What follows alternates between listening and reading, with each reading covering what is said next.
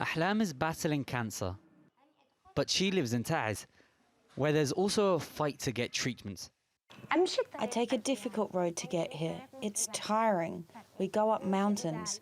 By the time I get here, I'm even more tired than I am from the cancer. The Al Amal hospital is in a city on the front line of Yemen's war. Cancer sufferers have not been spared. The Houthis forced us to leave. They destroyed the centre and humiliated us. Then we were moved to this centre. This is all that's left of what used to be Taiz's cancer hospital. Instead of patients, rubbish builds up outside. The centre has now moved into temporary facilities. The waiting areas are crowded. The wards are filled with those dreaming of a second chance. We want people to help us. This disease has become widespread.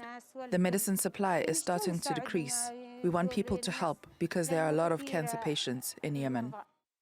There's no hard evidence that cancer is linked to trauma, but many we spoke to see a relation between the disease and the war. The disease came because of the war. This only hit me when the war came. There was a lot of fighting in my village. Suddenly, I had a tumor in my breast. I didn't want to say anything. We weren't able to leave because of the fighting. But when the fighting died down, I spoke up. They did tests and discovered I had cancer. These converted apartments are the only hope for patients fighting cancer in Taiz. The facilities are makeshift, and the patients can't even get some of the most basic treatments. But the doctors are doing the best they can.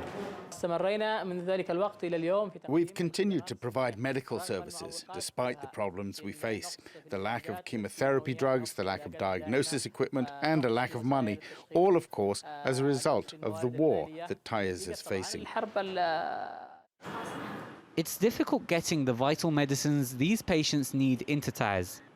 The city is besieged by Houthi rebel forces, and the Saudi-led coalition has closed down many of Yemen's ports.